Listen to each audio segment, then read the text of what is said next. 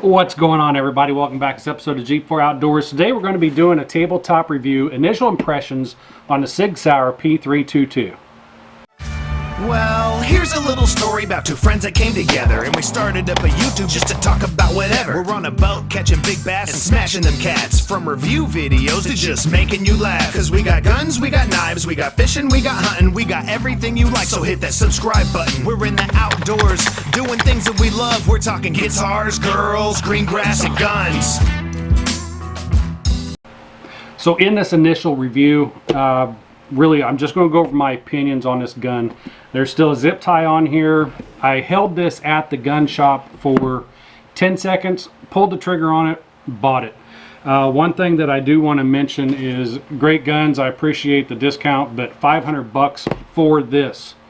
I'm going to be honest, they're flying off the shelves. If you want one, buy one. If you don't, and you can wait, save off and wait for it, because I think that the retail on these are somewhere around $400. But not happy with great guns at the moment just because of that price. Extra 100 bucks. But I paid that extra 100 bucks because I'm excited to get it, and I'm excited to bring you guys content on some more firearms. In this video, we're going to be doing the tabletop initial review on this.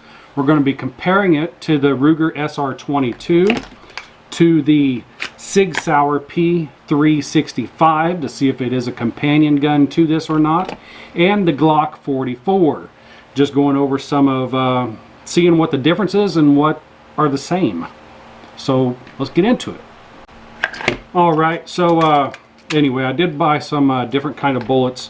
If you haven't yet, go ahead and hit the subscribe button, because we will be doing range reviews on the 322 here very shortly, as soon as we can get outside. And we got like an hour drive to go to our range, so it's not something that's readily accessible to hit the range for us. So we do have range videos coming out. Got a bunch of ammo that we're going to be testing out with it. Alongside that, we're going to be doing side-by-side comparisons with the Glock 44, the Ruger SR22, and of course the 322. So please, the subscribe button, it's free to join. Go ahead and hit that subscribe button, hit the like button, and leave a comment down below. It goes a long way in helping the channel and for us to bring content for you guys such as this. So let's get these other guns out of the way so that we're not confusing stuff with stuff. Versacarry, always appreciate their holsters. Along with this, I did get a Holosun HS407K red dot sight for this gun. You don't need a red dot sight for your 22, but it's something that I wanted to put on here just so I can look cool, right? Red dots are cool. I didn't go with the Sig Romeo just because it was like $100 more than this. Didn't want to go that route. Not that there's anything wrong with it. I just don't want to spend that much money on it. So this is in the case. I haven't seen this yet. It's got a zip tie on it. I don't know whether that's from Sig or Great Guns, but either way, can't get in here to look at the gun unless I cut the zip tie off. Raw. I'll just open it this way so that y'all can see what's in the box. Okay. So first off, I know that this comes with two 20-round magazines. First impressions on the magazine, already it's a solid plastic. I can't think of what gun I'm thinking of right now, but there are cheaper, way cheaper magazines than this. This is a very sturdy plastic. And it does have the thumb studs so that you can load your ammunition a lot easier. I don't remember what gun it was again. It's not the Glock. It's not that. There's some 22s that do not have these thumb studs or finger studs on them, to where you can load your 22s in there a lot easier. With these thumb studs, you're just going to save your thumbs and fingers a lot of stress from loading these over and over. But these are 20-round magazines, and that is industry leading. Let's see, there's some thoughts on this 20-round magazine, and some people are saying that they're going to choose this over the Glock, or that the Taurus is better in other regards because of the high capacity magazines. Let me talk about that real quick. because it's a thought that I have in my mind. I don't think that these guns are necessarily what you're going to be going out and squirrel hunting for. But if you are, you're only limited to 10 rounds anyway. You're not allowed to go out and hunt with 20 round magazines in any of these guns. So, you know, mag capacity is a great thing for range time, having fun. So I'm glad that they do have 20 rounds, but I don't have a problem with 10 rounds. 10 rounds is something, man alive, if you're in around, if you're above 40, 10 rounds is like normal. So at any rate, let's get the bag off of there. We have a tag on here, read operator's manual. I don't want to read the owner's manual. Go ahead and clear that. Drop the mag and put this goofy thing back in here real quick. I wanted to do it real quick. Stop. Okay, gun's safe. And another 20 round magazine, like I say, 2 of them. And it looks like we have a speed loader right here, which that'll actually save your fingers a little bit more, but it is nice to have this plus the finger and thumb stud on there. We have a nice sticker that might go in my back window, might not. Owner's manual. This is a thick manual. Why is this so thick? Good grief, that's gigantic. Safe, a lock. Won't be needing that anytime soon, I don't think. A couple other little gadgets in here. Before we continue on as well, I've only watched one review video on this, and that was 22 Plinkster while he was in Las Vegas. So his review doesn't really say anything about it. He just got to shoot it there and he said that it was nice. So all of these opinions are my opinions and my opinions alone. This is the first time for me doing this review.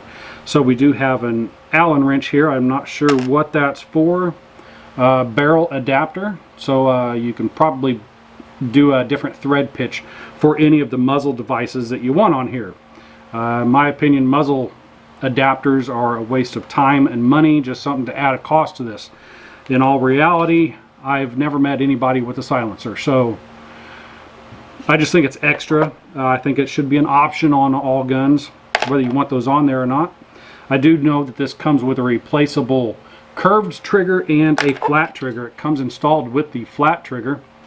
This is something that I learned from the one and only review I watched, is these triggers just supposedly just pull off, and like it says, I'm supposed to be reading the owner's manual, but I haven't. So we'll get into that trigger here in just a moment. Okay, so just looking at this, when I held this at the gun store, I remembered it being smaller, but it's actually kind of large right now as I'm holding it. It feels more like a full-size gun over the SR22, of course. Yeah, it's actually feels more like a full-size gun. The flat blade trigger on there is, the reach on it is just right. I don't really know what to say about that. It's a lot bigger than what my first impressions was on it. We do have a metal slide up top, I believe.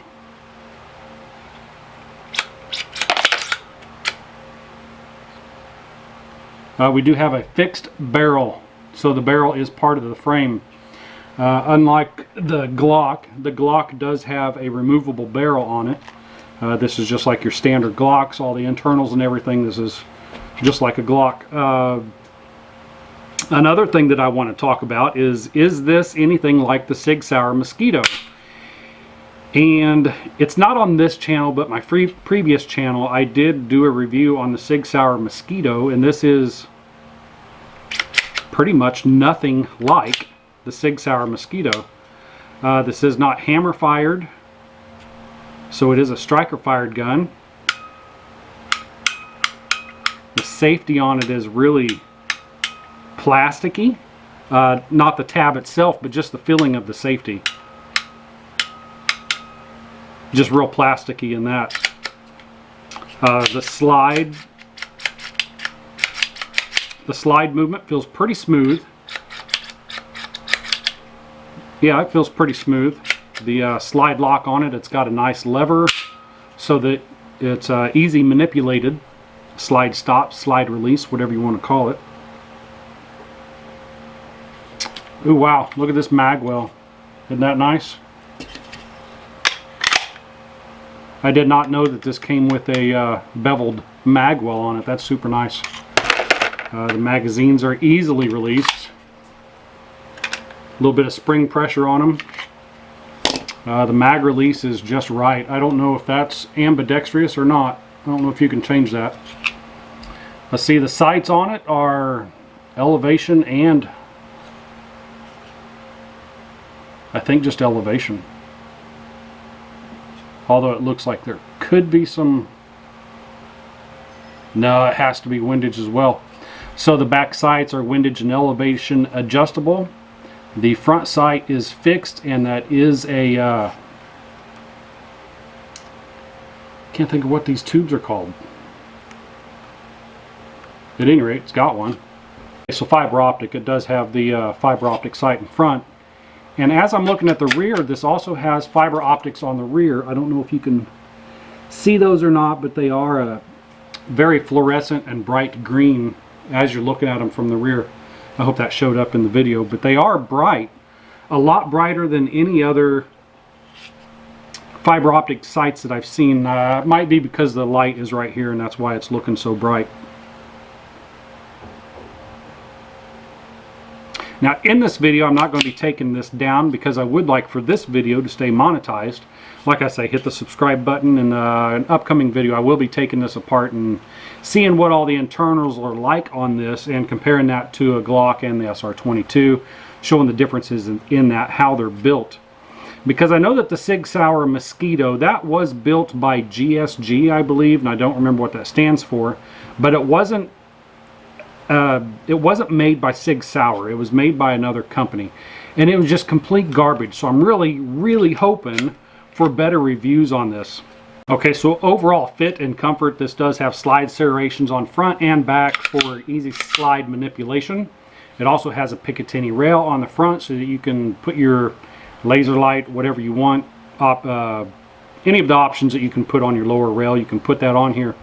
The grip on this is fantastic, and it really does resemble like the 320s, possibly their competition model. I can't really think of what those were called right off the top of my head. The big guns, the ones that are usually orange or blue, that's what this grip really reminds me of. It's got a really nice undercut right here and a finger swell in there for a really nice grip. There's not any finger marks up here for memory pads, but that's okay. Keep your fingers off the trigger. But other than that, the actual grip on this thing is pretty awesome. It's got a nice high beaver tail on it, and I know it's only a 22, but just by feeling where the bore axis is on this compared to my grip right here, the recoil on this is going to be next to nothing. Again, I know it's a 22, it's not going to be anything anyway, but nonetheless, it does feel really great in the hand. It also does have, along with the safety, it is an ambidextrous safety, and we also have an ambidextrous slide release or slide stop on here, although the takedown is only on one side. Again, hit the subscribe button and I will go over how to take this down, how to clean it and whatnot. I'll also be installing a sight on it on that video as well. So there's several guns on the market right now that are competing with the Sig Sauer P322.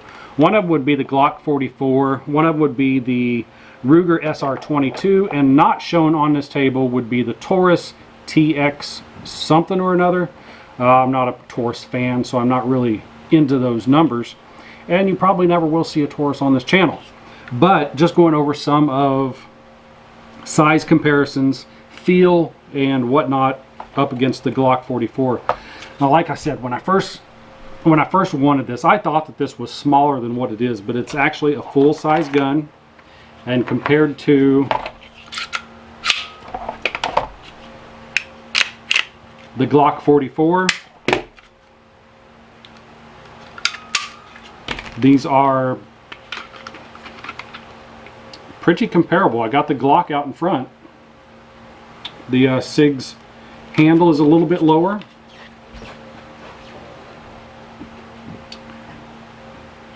Trigger reach and sights are pretty darn near the same. Barrel to muzzle, those are exactly the same.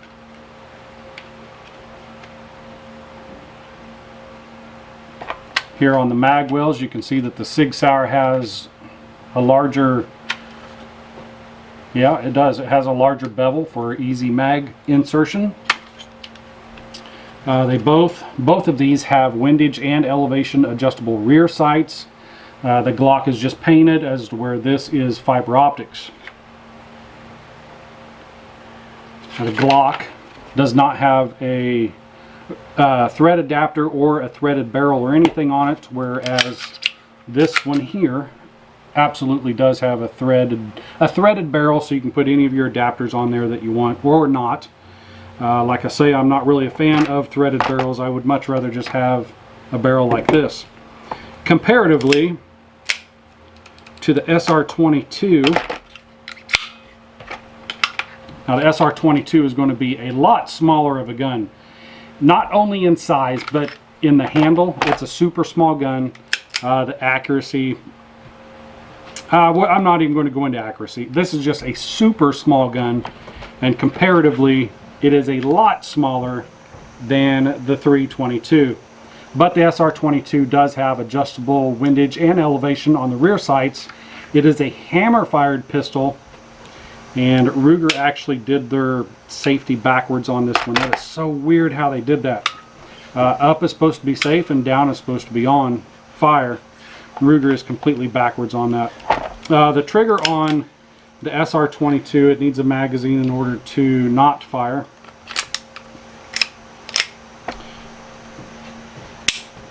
The trigger on the SR22, there's nothing wrong with that. The Glock, oh yeah, the SR22, you have to have the magazine in there for that to fire.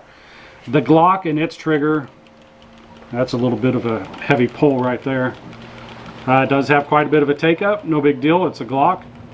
But once you get to that wall, we fired the snot out of this gun. Once you get to that wall, it's a very predictable Glock trigger. 6 pounds somewhere in that area. Somewhere in that area. It's a standard Glock. You can fire this without the magazine in it. I'm a fan of that, because if you break your magazine, let's just say you're in trouble and your magazine falls out and you've got one in the chamber, with the SR22, pew pew, you can't shoot nobody with that. Not that these are self-defense weapons. The Sig Sauer, whoa, whoa. That was the first time I pulled this trigger, was just then. The Sig Sauer, the take up on here, it's there, and you get there's a little bump right there. You fall right onto the wall, and the trigger was right there. I might have to fill that again.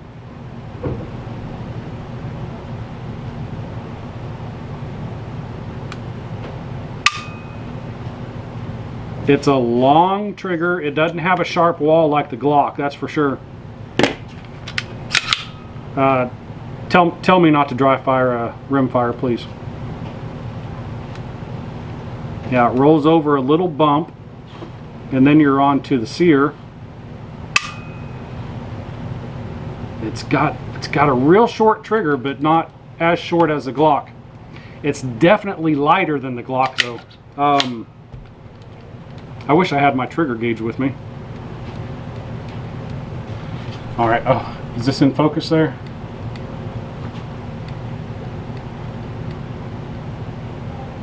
So right here we have the take up, and you're rolling over a little bump and getting onto the wall right there. So there's really not much creep in the wall itself, but the reset is really long. The reset's pretty long. It's all the way out there to the beginning. The Glock reset, it's pretty long too.